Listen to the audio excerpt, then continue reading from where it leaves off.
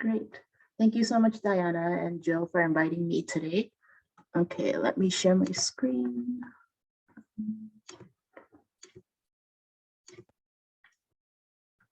Okay, slideshow. Okay, great. Everyone can see my screen? Cool. So thank you again. Today's talk will be titled Inner Wisdom in a Climate Storm. And I'm in Vancouver right now. I know most of you are on the East Coast of the United States. So hello from 2 hours prior. So today's talk will be an exploration of an alternative design practice, as well as a journey in finding inner peace within a climate storm. So a little bit about me before we start. My name is Annie Jiawen Liang, and I'm an environmental designer and executive director of Eudaimonia Network, a nonprofit focused on increasing quality of life on Haida Gwaii. This fall, I'm launching Eudaimonia, a design firm focused on regenerative destinations, and my aim is to increase well-being in communities through integrated design, retreats, and education. So the world and our reality is undergoing massive shifts. When you wake up in the morning, what is the first thing that enters your mind? From the media, daily news, restrictions, and never-ending to-do lists, do you feel as if you are in a constant state of chaos and fear? Swept up in the winds of social and environmental and political unrest? What defines our reality in any given particular moment? I don't know about you, but I feel as if I'm in the eye of the storm. By using data and maps, we make sense of our physical reality, giving order to a seemingly chaotic world. Environmental disasters like this hurricane you see here cost us billions of dollars and negatively impacts the social structures within our communities. But what are the costs of these disasters on our mental and emotional well-being? Studies show that feeling overwhelmed and stressed lead to disease and a decrease in quality of life. So how do we find an inner calm within the eye of the storm? How can we transform what we know to be design while increasing quality of life for all people? I believe we are on Earth to experience a myriad of emotions, from joy to grief, anger to sadness, love to pain. While climate change negatively affects the external environment, and it also creates detrimental effects on our mental health. As our outer world increases in toxicity and chaos, our inner world also deteriorates. So I believe in creating a more equitable world begins with cultivating inner peace. It begins by elevating one's consciousness to see the world as interconnected rather than separate. And in order to achieve interconnectedness, my practice focuses on 3 things: integrated design, education and mentorship, as well as retreats. And before I go into the details of these above 3, I wanted to share my why and how I came into this space. So growing up in a traditional Chinese family with patriarchal and abusive tendencies made me hyper obedient, high achieving, and always on the go. But also made me fearful, anxious, and rigid. My internal state was programmed to be in lack, stress, and high alert, which almost is like being in a constant climate storm. And then after graduating from Harvard with a master's in landscape architecture, my experience professionally and personally have been a process of change and surrendering to a higher purpose. From working at top architecture, landscape, and urban design offices to teaching at UBC and starting Eudaimonia, I was in search of something beyond my work.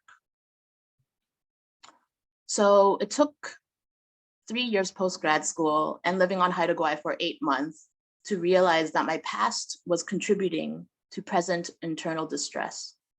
On the outside, I looked fine. I was winning grants for Eudaimonia and organizing community engagement projects where regenerative trails and working with youth and elders. But on the inside, I was running on empty and struggling to take care of my own emotional and mental well-being. And so I've recently started to slow down and make space for rest and prioritize my own healing, well-being, and happiness. My healing journey and search for safety was found in three things: within community, within movement, and within art and creative expression. And what accelerated my healing process was when I joined the Harvard Graduate School Leadership Institute in my final year at the GSD. I experienced the transformational benefits of group retreats and safe containers. For someone who's never experienced safety in their immediate family environment, the experience was life-changing. And so my professional journey has also been a search for belonging. And I realized the limitations of working within certain systems and institutions that prevent real positive change from happening. And so that's why I started the grassroots organization Eudaimonia. The word eudaimonia is a Greek word. It is defined as a contented state of being happy, healthy, and prosperous. Our mission as a nonprofit is to advance health equity and holistic well-being on Haida Gwaii. We use integrated design, art, and new media to empower community and youth on Haida Gwaii. And we believe that co-creation and reciprocal relations can heal a lot of the wounds that have been inflicted on Earth. And so I will share a video that gives a snippet of what we are about.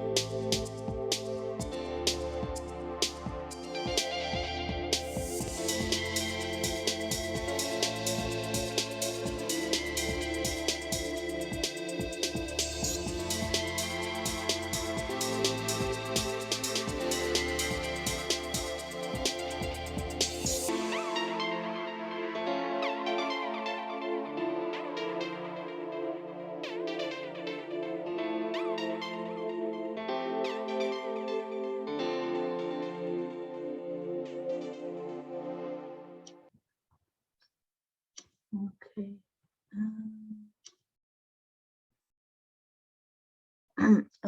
Okay, next one.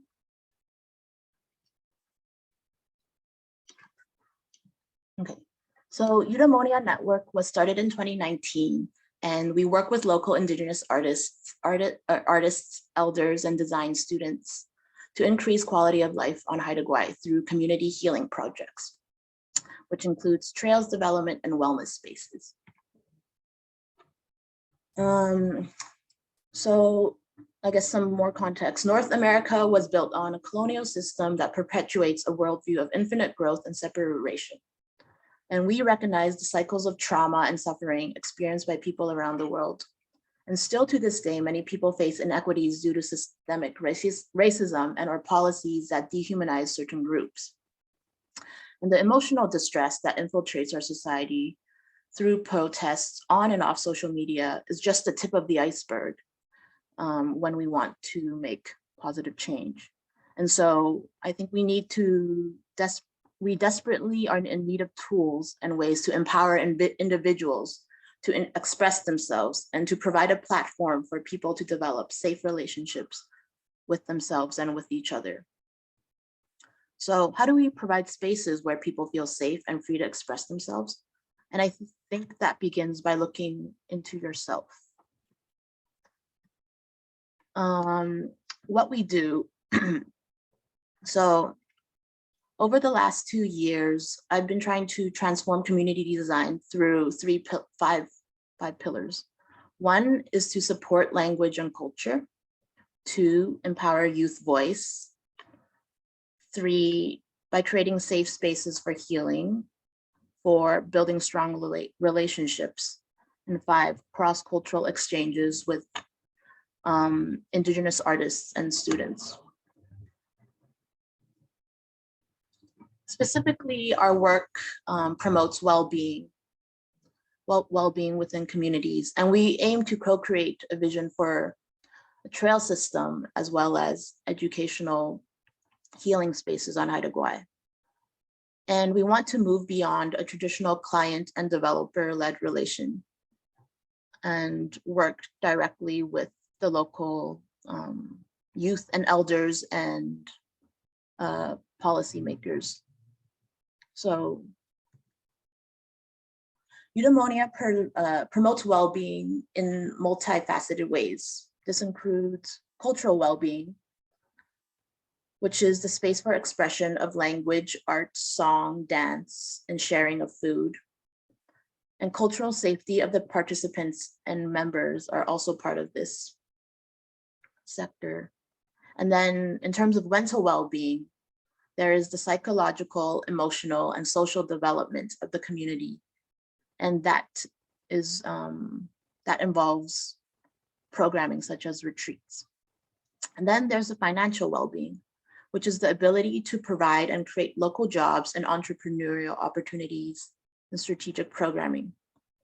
And then the physical well-being, which includes providing spaces for activity and people to access clean air, water, and other amenities. And so well-being provides the underlying ethos of Eudaimonia. And now I'll be giving some 4 to 5 projects that showcase what we've been doing. And so this first one on education was when I was teaching studio at UBC Architecture and Landscape Department. We had a group of 13 design students reimagining regenerative infrastructure on Haida Gwaii.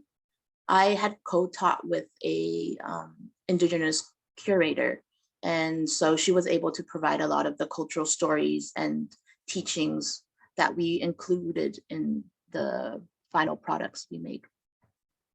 And so we made 6 animated stories, and these stories were exhibited at a Northwest Coast art gallery in downtown Vancouver. And these animated stories are ways to hybridize architectural drawing and techniques with cultural narratives. And this expressed the consciousness of an interconnected world. And so the exhibition had reimagined various lifeways through the application of regenerative infrastructure and cultural flows alongside mythic beings of supernatural powers. I think I will skip showing one of the videos since they're a bit long. And then I'll go into talking about retreats. So another way we are transforming design is through the implementation of retreats. With the support, we've started working on programming with local men's and women's group, as well as youth programs to develop retreats that help the community heal and regulate themselves. And so opportunities like this allows both community members and designers and then health practitioners to come into one space and to have more opportunities for safe like programming and activities where we can build trust. And once this trust is built, there can be, I think, more opportunities for discussions of creating like a wellness center on the island. And now I will give some examples of what I mean by integrated design and how we've been using our tools as designers to make positive change on Haida Gwaii. Specifically, we've worked with local businesses to create a cookbook. And we're also working with a Haida artist who owns a cultural center, and we're designing the landscape around it for increasing accessibility and environmental sea level rise. And then we're also working with the local school to create youth empowerment music videos. So the first project Eudaimonia ever worked on was the engagement for a trail system on Haida Gwaii. And through the relationships I've developed with the Old Masset Village Council, a band council resolution was passed stating to work with both Eudaimonia and UBC Sala to develop a trail system. But then due to COVID, we could not host a session in person. And so we had to find creative ways to design surveys, brochures, and maps that we mailed either electronically or by snail mail to the Haida Gwaii community. I'll show you an example of one of the brochures we made.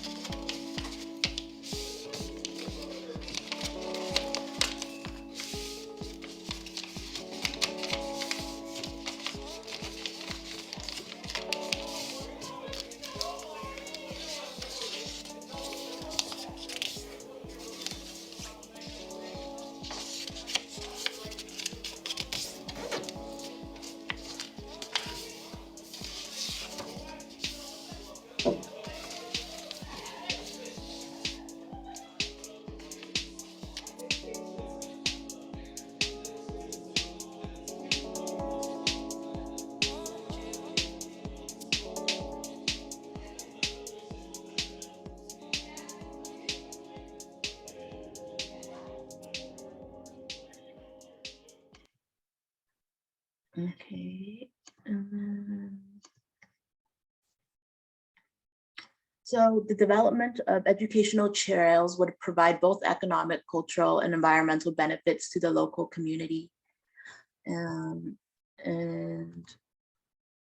we've also worked on creating partnerships with local and regional organizations, such as the Haida Gwaii Rec, the Council of the Haida Nation, and First Nations Health Authority, which provide a lot of funding to promote improved health on the island.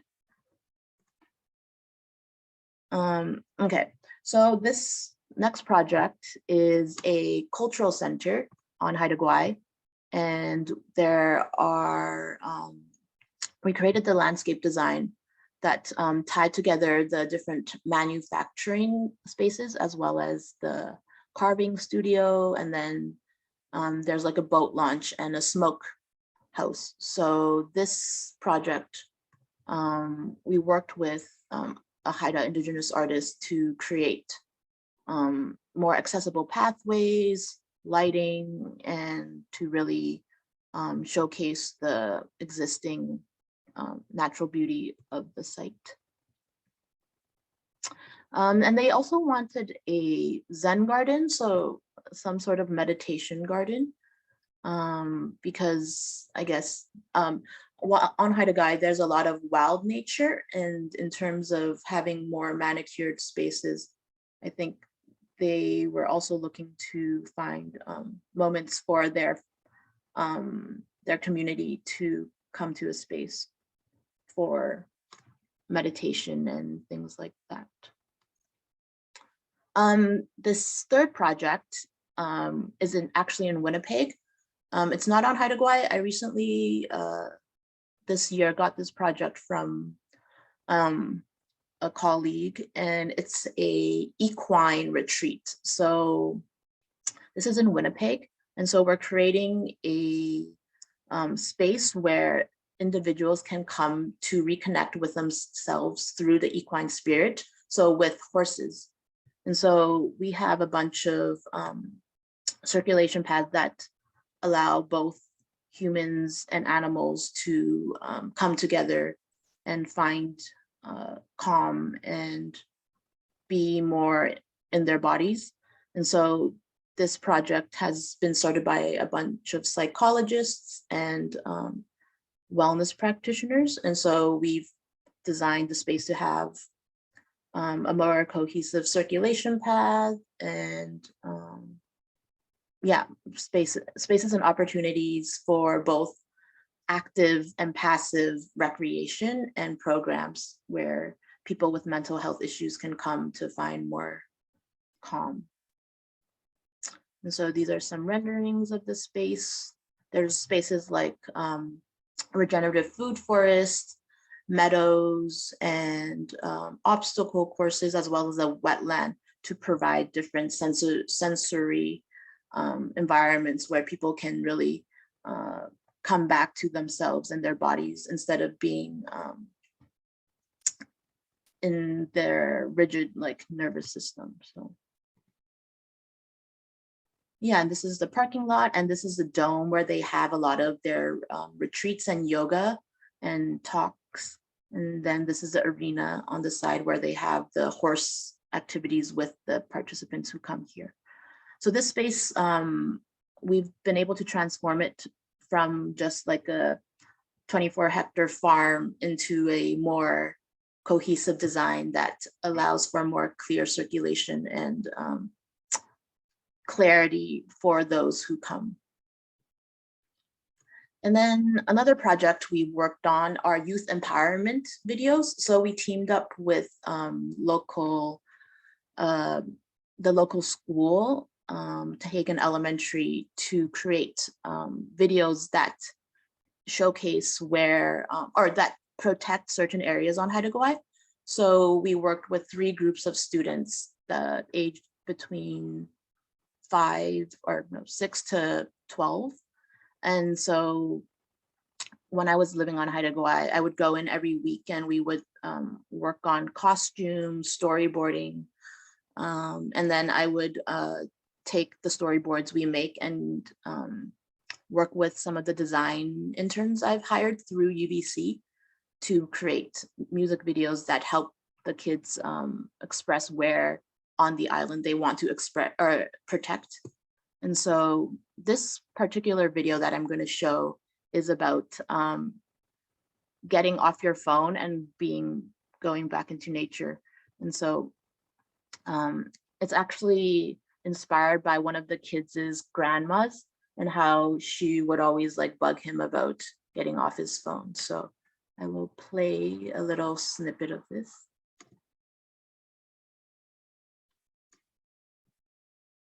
And this isn't finished because we're still working on it.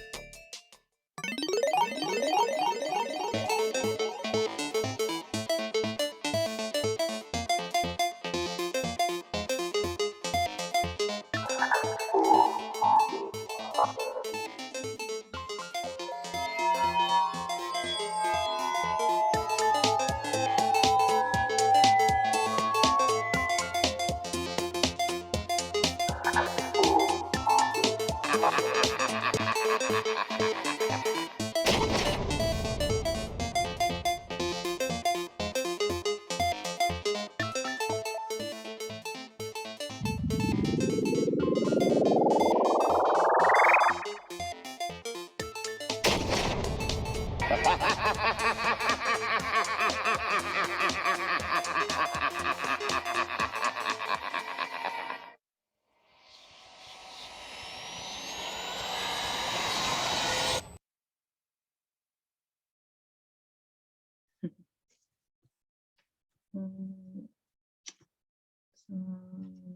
that's the environment, I think.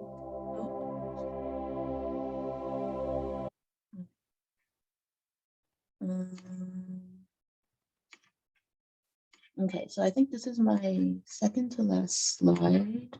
Oh, can't find notes. Okay, so yeah, Eudaimonia works to create positivity through the transformation of conflict by way of cultural expression. And I thought I would end off with this quote where it's really talking about finding ways for the future of future of our Earth and of the next generation, and how it starts by having better relationships with ourselves, but also with others within our community, and to really start seeing the world in a more interconnected way rather than being separate. And so, yeah, that's my last slide. So thank you so much for your time, and I'd love to open for questions or seeing what the fellows have to share.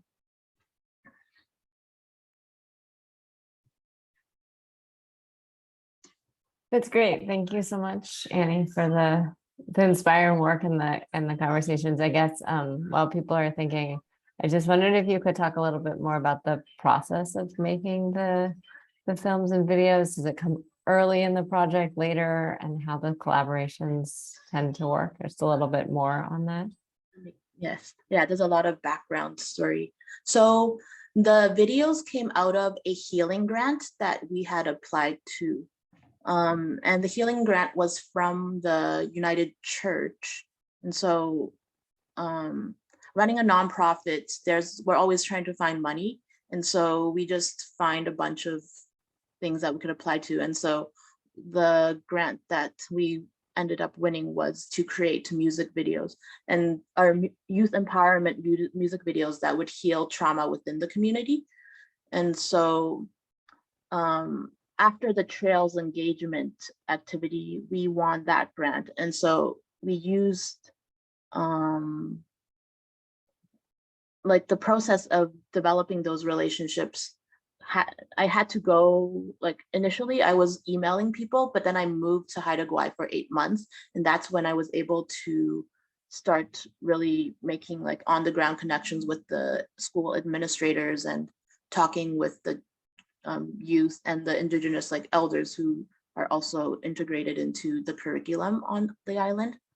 So it's kind of been that video probably took a year to get to.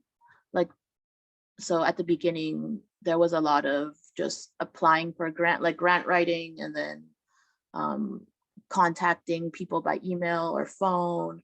And then once we got the grant, I had to show up in person within the community to talk with the administrators, and then they would organize when I could come in. And then it didn't happen for a couple of months. And then post spring break, because they have so many activities already going on, then I was able to work directly with the students, because there was one specific indigenous resource worker who was kind of really excited about the project, and she was really the advocate behind it. So I think creating that trust and relationship with a few key members in the community helped to propel these little creative projects that in the end I would like to see emerge into a larger master plan for the islands of we will protect these areas in order to support development in these ways. So yeah, if that gives you a little bit more background. Yeah, that's helpful. I mean, we're doing this 6-month fellowship, and a lot of what we're talking about, I think, is like what is a 6-month project? What is like a longer project, how to kind of build those, but also thinking about different ways of leveraging data and media and narrative. So it's nice to see the projects and the work. Yeah, a lot of it has been also like serendipitous, like you end up meeting one person and then they introduce you to someone else. So I think when I moved to Haida Gwaii, and because I remember when I was working on my thesis at the GSD within the within the graduate school program, I would like send emails to the Council of the Haida Nation and asking for maps or like stories or cultural like things that I could incorporate to make it more like context driven. But then I would not get the same effect, or like it would never be the same, like the same amount of connection you get by working like one-on-one and like meeting people in person to actually make change. So I think, yeah, that's why right now I'm like trying to convince UBC to like have a like summer. Actually, no, they have agreed to do like a summer studio abroad trip to Haida Gwaii next summer. So I think going to the community and reaching out to the locals, then yeah, I think for within the span of 6 months, it's hard to, I think, maybe create like a lot of content unless I think there needs to be like the people that are interested, but then also the community needs to like also be on board in order to like get it moving. Because I've also encountered a lot of naysayers and people that had negative things to say about what we were doing because they weren't used to the type of products we were making. So yeah, it's been kind of like a journey in search for, so does anyone else have any questions? Yeah, I have a question. If you could talk a little more about how you build the narratives in the videos and the new media, because I think a lot of our fellows are working with data that's probably a little bit more numerical, like quantitative data, and the representation of that data is really critical. Like questions like who decides what narrative it is and how you make it into a map or how you tell that story is also part of the equity process. So I know for some of the videos you're making, you were including the community members that you're working with. Could talk a little more about that. Yeah, I think in terms of how to, I guess, navigate storyboards and I think at the end of the day, you always have to ask what message are you trying to create and who's your audience? So if you're trying to convince community to do something versus politician to do something, you have to change the way you represent and you express your narrative. So if I was like, could you give me some examples of what type of like who your clients would be in terms of what the fellows are working with? Because then I could like change my answer to be more specific. Like, Is there a fellow that feels like explaining the project a little bit? I can discuss mine, I guess. And actually what you were just saying on audience is kind of something that I've been struggling with a little bit.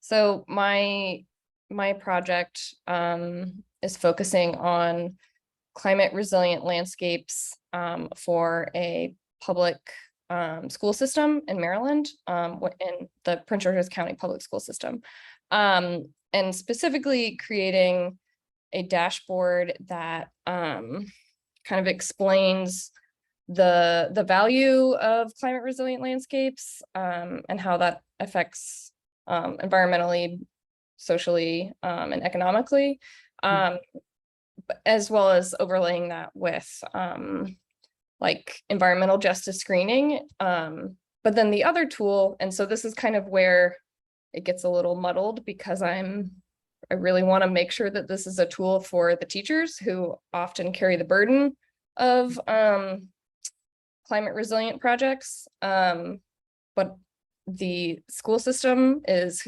who is in power and who can make the bigger change, you know, based on money. So it's kind of balancing, creating a tool so that teachers can actually use it to do the small scale projects and understand lesson plans and things like that.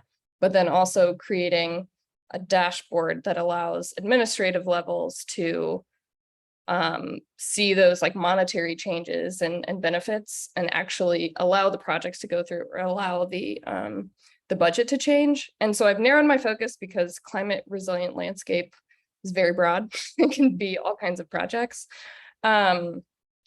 to just specifically trees, because that's a big hurdle that I come across with a lot of the projects that I do with schools.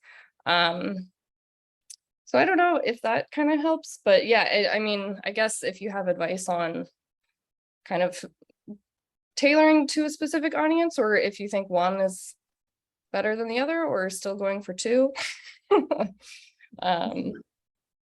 So it sounds like your audience would be administrators and students. And so are the students using the platform to learn, and then the administrators are tracking their, like, how they're working? Or so where I am right now would be kind of like a GIS based map tool that teachers or students could actually, so I'm a landscape designer and arborist. I don't know if that also helps, just from where my brain kind of comes from. But the idea would be that they could use it as like an actual like kind of site design planning tool to understand where trees could be planted. So that's where it gets site specific. But then where it's more like system wide would be, probably it would have to be a separate dashboard that would show those environmental benefits of, like, let's say we planted at max capacity every campus. And like, what would that do for stormwater? What would that do for health and things like that? And that's where it would be more on the administrative side. I see, yeah. Well, it sounds like, I mean, whenever I'm designing like storyboards or visuals or like a website, I think about the hierarchy of information and what, how can we communicate in the most simplest form something really complicated, and like breaking it down into different sections. And wait, so I guess administrators would want to, like, they would want to know like the financial and the like those benefits. And so when you design and think about, I guess, designing that platform, like just showcasing those elements in a more obvious manner.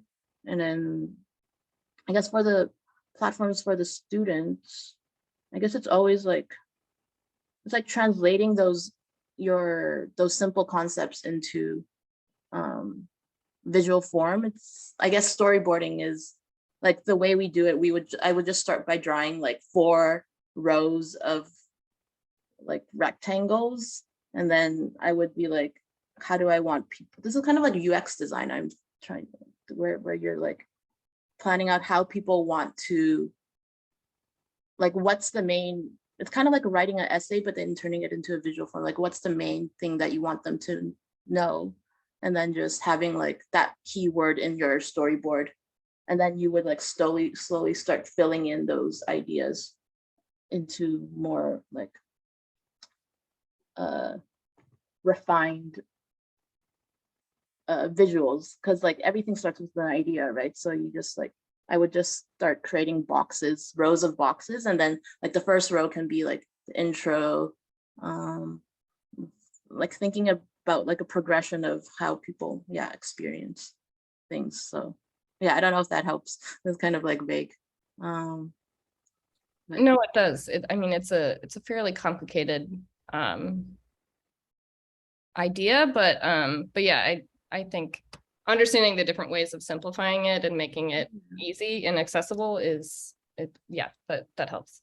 Yeah, because even administrators, they probably don't, even though the people's attention span is short, so you just want to have the least amount of words and text to get your idea across. It's like, oh, they'll save this much money in this area if they do follow these parameters or something like that. So, Right.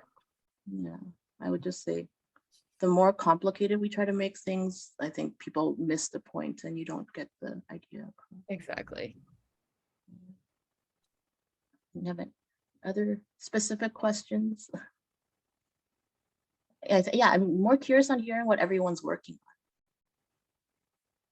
If anyone else wants to share what they're doing.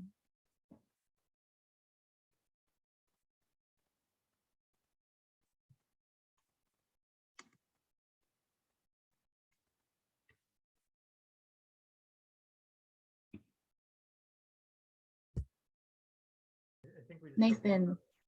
other fellow in the meeting right now. Jay, I don't know if you'd like to share anything more about your work. Sure. So hi, Trisha. I am in Portland, Oregon, where last year we had kind of a unprecedented heat dome effect. And a lot of that had to do with our lack of tree canopy and, obviously just climate change. But my project is just making that kind of data more accessible for community. We oftentimes hear about how we are, as frontline communities, are disproportionately impacted by climate change, and then there's studies on it, but the only people who read those studies are people who are already in university research. It's just not accessible. So my plan is to make a dashboard, honestly kind of similar to Laura's, where I'm showing tree canopy, climate data, and then overlaying it with community stories, because that's kind of how, at least most personally, my community, member of Black community, we do oral tradition to share experiences. We'll just tend to care a little bit more and be more relatable by seeing how this data impacts us on a day-to-day. So getting community surveys from frontline community members in Portland, partnered with some community orgs, and now a local government, our county, to get some stories and interviews, and to try to make it both something you can read and hover over the data with a story attached to it, but also thinking of interviews, so people can just listen as well. And they'll get a stipend for their time. And we're now going to have some community leaders doing focus groups. And it's a pilot for a expanded project on outside of just trees and climate. It'll also have other indicators that they're calling EJ indicators. My project is just trees, community, and climate data, and making those more accessible. That sounds like a really exciting project. Are you in the midst of creating this like web platform with like little icons and things and like a dashboard you were saying that? Yeah.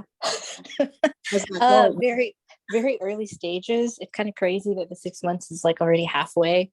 But we have a meeting, I think, this week to go over some of the web hosting and type of the web platform to use. But right now I'm leaning just towards like GIS, and I really like Mapbox, but I'm also not skilled at data and anything coding related. I'm a civil engineer by day, but I kind of went civil engineering because I kind of suck at coding. So I'm learning some new things. Do you work with web developers on this?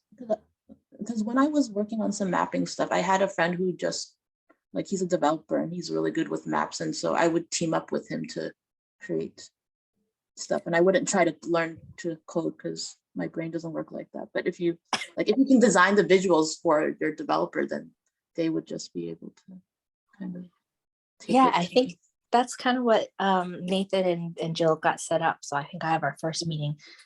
Oh gosh, is that tomorrow or Thursday? But it's coming up. And so hopefully that pairing will help. Otherwise, I'm also going to bug a few of my friends who do this kind, whose brains do work that way, and see if they want to support or help.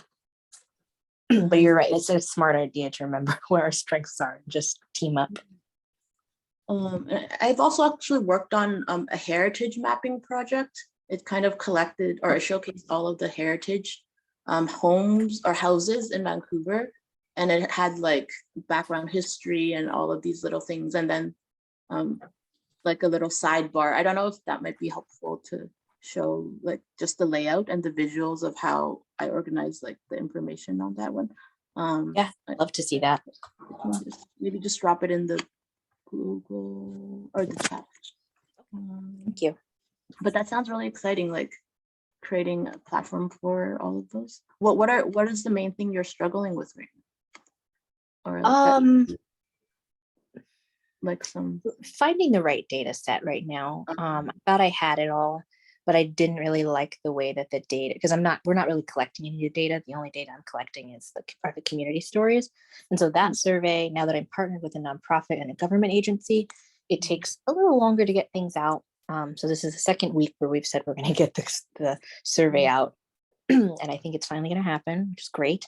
But then the data I thought would be good climate data, and it didn't have the visualization I was trying to do. So I think I have to get a raster, and that was last week before the long weekend. So I'm gonna for your map. That's not going to. oops. Interesting. Okay. Yeah, I guess I wanted it to have a color coding type of thing going on with it as well. And the only data I had was just Excel, so I need to get a little bit more information and bug my source, which is Metro. I see. Yeah, sourcing data I'm not very helpful for. So, but I've put the heritage site finder. It's like a little map with different heritage sites and like little icons and things that you can select on and off. I don't know if it might just be a helpful visual way to see how one's organized different things. Oh, I like this. Yeah, I worked with a developer. Like I just did the UX design for it, which is basically just how it flows.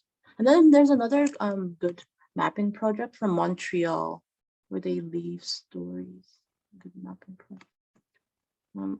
I'm just gonna try to think of other fun mapping projects I've seen and put it in the chat. But if anyone else wants to share their project, I would be fun to hear about. Yeah, I think those are the two fellows who are live with us to share, but this has been great, Annie. Thank you for the encouragement and sort of talking through the process. Yeah, there's a lot of moving pieces, I think, in everything that we're working on. So yeah, it's all about, in my mind, like simplifying what we're trying to do. And yeah, as designers, we're like translating like a lot of complex ideas into very succinct pieces for people to just get the idea. But anyways, yeah, thank you so much for your time. Yeah, thank you. I think it's a key message. And I think it's a key message also in terms of the data sets and, every piece of it, how you kind of drill down to the most essential pieces. So it's been nice to see that through your work and through these conversations. So thanks for joining us. Yeah, I'm excited to see what the fellows come up with. Diana, you have to share it with me. Yeah, maybe you can join us for one of the presentations towards the end of the year. Yes, you're like halfway through the 6 months right now. Yeah, so we're at about halfway and we'll be done around the end of the year, December. Yeah, I'd love to like join in on, see how things are going. If you need like someone to do desk crits for just organizing information, I can't help with technical things, but I have a good eye for organizing information. So if you need a second opinion or third, just let me know. Would it be okay if we shared your contact information in our Slack group? Sure. Yeah, you can share my personal information. Excellent. Thanks for your generosity. Great to see the work, and good luck with the projects. Thank you so much. Thank you for having me. Have a good rest of your week. Great. Bye. It's terrific to meet you. Thank you, Andy. Nice to meet you.